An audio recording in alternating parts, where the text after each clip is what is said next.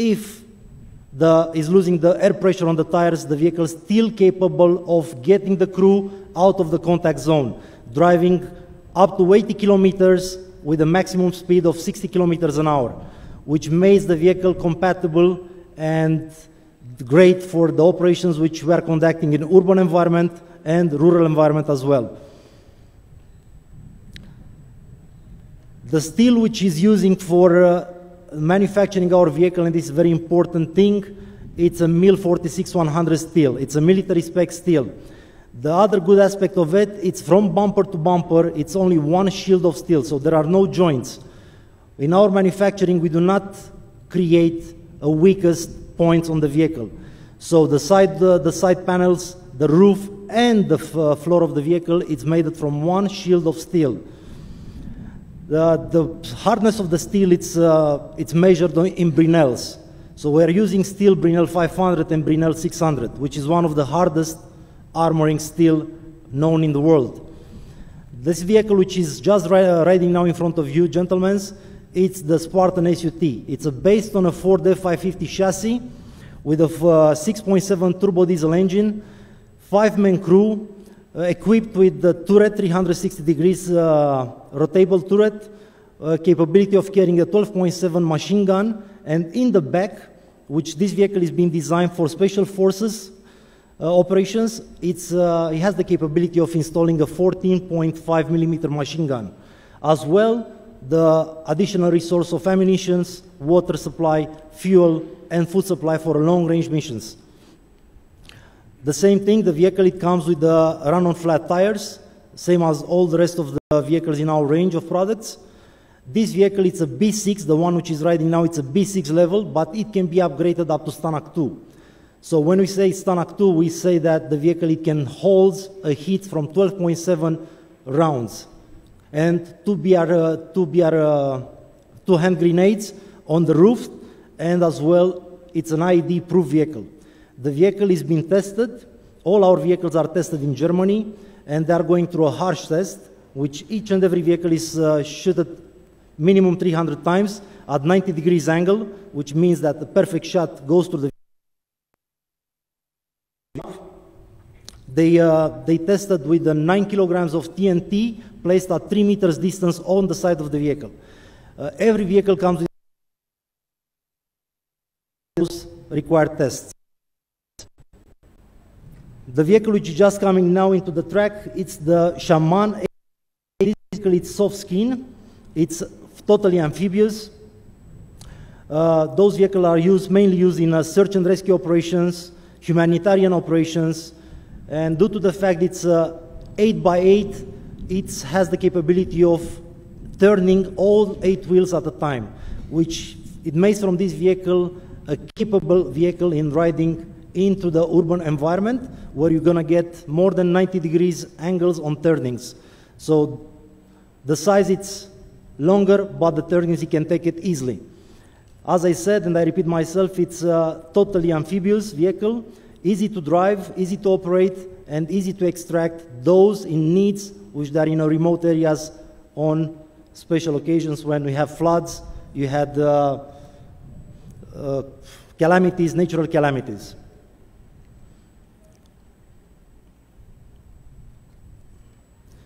As you can see now, it's taking a sharp turn using the 4 front wheels and the 4 on the back. So all they turn simultaneously. And all this, it's managed by the driver by a push button. So he can select from the interior of the cockpit how to operate the vehicle, either the 4 wheels.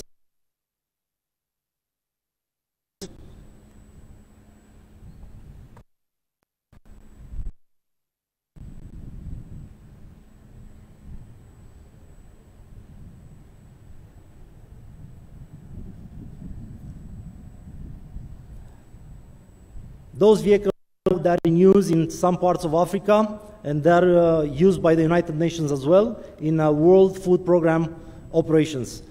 They did the calculation, and using those vehicles are more easy and more cheap to supply food in remote areas than using helicopters.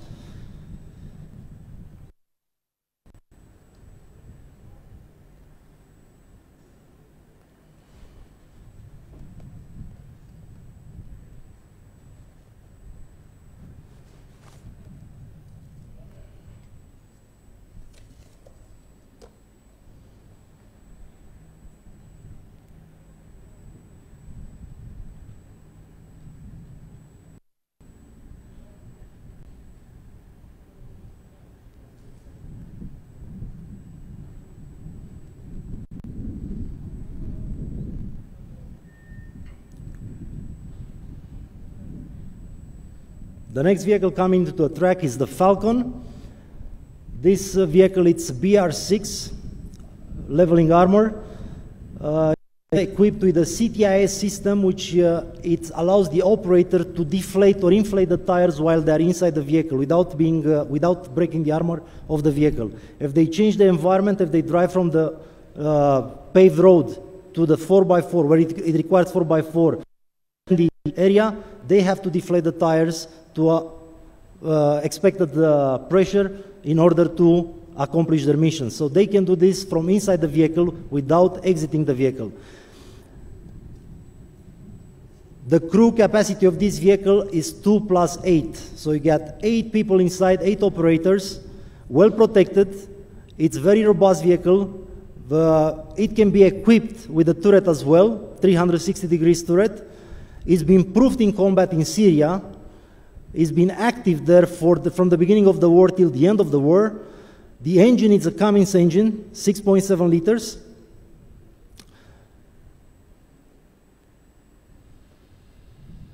The tires are run-on flat tires, same as all the other products we have it in our range. And this vehicle can go up to Stanak 2 armor leveling.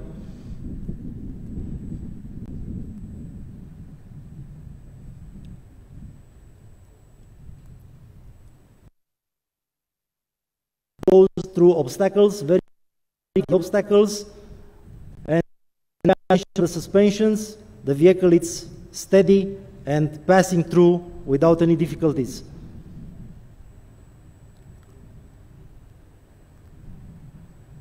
Whenever we design a vehicle as a company, we take into consideration the people which they're going to use them and they're going to operate them.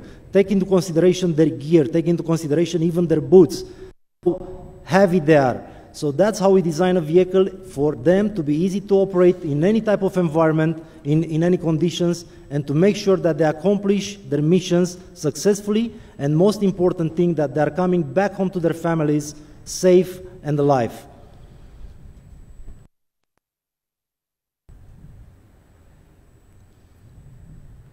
The next vehicle which is going to be on a show is the riot control unit, mainly used by the law enforcement, especially in an urban environment, to disperse the crowd. We are using water, which is a non-lethal, it's considered a non-lethal weapon. The tank capacity of the water is 6,000 liters. The pressure of the cannon, it goes up and spraying the water up to 50 meters distance. It's equipped with a main gun, which is on top of the vehicle, and 2 additional guns which are on the side of the vehicle for a side approach.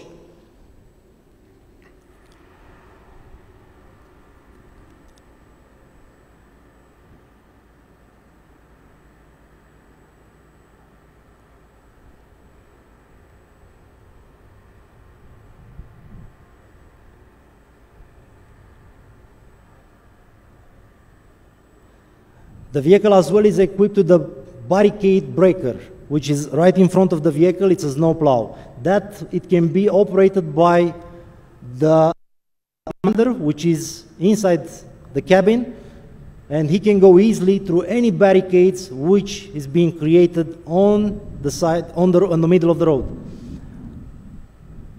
This is the main gun, which is spraying the water up to 50 meters.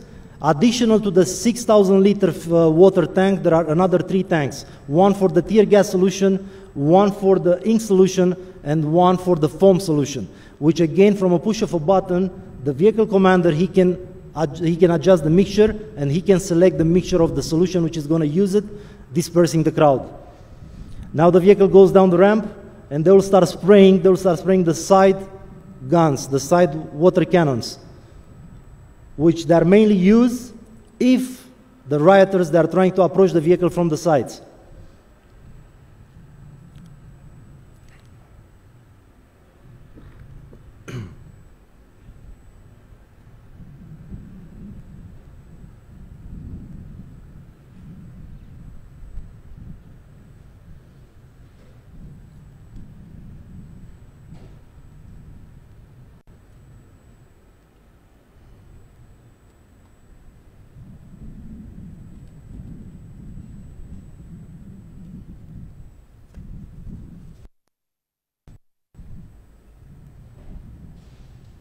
That's the side cannon.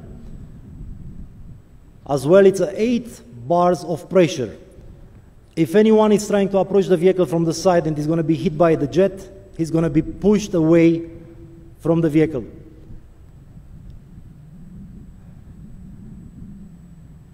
Those vehicles usually they are operated as a group of vehicles by the riot control unit or a squad. So they will go as in pairs into the operations.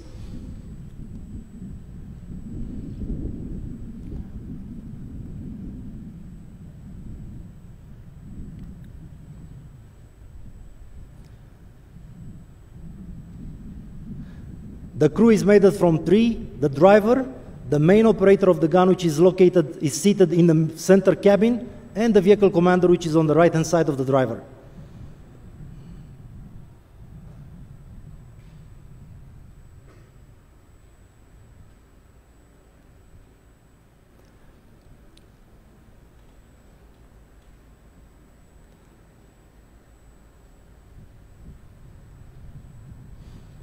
The last vehicle which we are going to demonstrate lively to you, it's a soft armor vehicle. It's a 4x4. It's a 1.5 engine, Kubota engine. It's a soft armor vehicle. It's used by the peacekeeping operations. It's used by United Nations operations. It's a fully amphibious vehicle. And the nicest part of it is that this vehicle doesn't run by miles. It runs by hours. So the fuel consumption, it's 2 to 3 liters per hour operating this vehicle. It has a fuel capacity of 56 liters of diesel and another additional 58 liters in each one of the rims. So with this vehicle, easily you can operate 3,000 hours without stopping for refueling. It's mainly used in Lake Victoria for World Food Program by the United Nations. They are supplying food instead of using helicopters. It's more cost effective and it's more reliable to use this vehicle, which we call it SHERP. It's a 2-man operations. It's a driver and the vehicle commander, and the back of the vehicle, it can be used for cargo or for passengers. It comes in 2 versions, the 4x4 and the 10x10. What we present you now is the 4x4 version.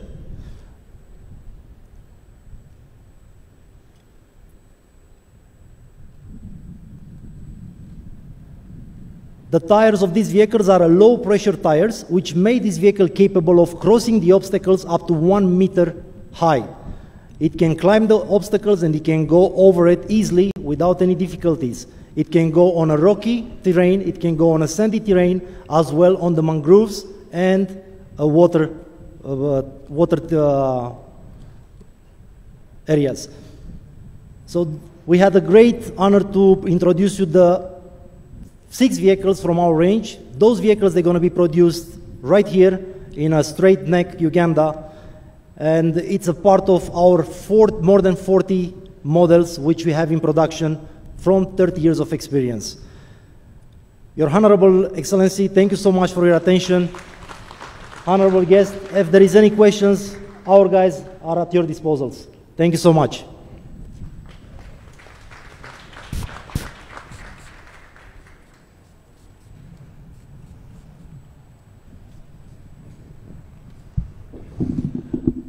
Thank you, Mr. Mayos, and thank you, Managing Director Nick, for fishing partners that indeed will work with us to grow. May I have your permission, sir, now to invite the Managing Director, National Enterprise Corporation, Lieutenant General Honorable James Mujira, to come and address you, sir.